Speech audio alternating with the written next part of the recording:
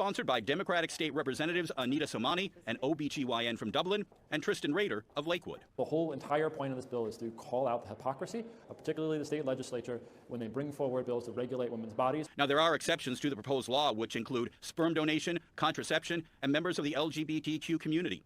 Men face a maximum $10,000 fine after the third offense if they have sex with a woman without the intention of conceiving a child. Men have the same rights no matter where they go in the country.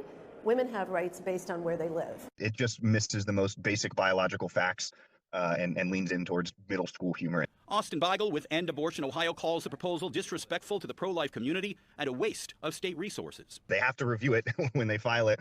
They're going to have to stick a legal team on it, wasting time on that and delaying other bills that are trying to be reviewed as well. ABC6 asking viewers about the proposal in an online poll. 26% said it's a good idea. 74% telling us it's a waste of time. This may be considered a waste of money by some people, but we have had far bigger misuse of taxpayer money in bills that have been proposed and passed. The final draft still being written. The proposed legislation will get a hearing after it's submitted. But with a Republican-controlled legislature, the bill not expected to go anywhere. For this particular bill, that's certainly okay. Again, the whole point of this bill wasn't to get it passed. The whole point of this bill was to call out the hypocrisy.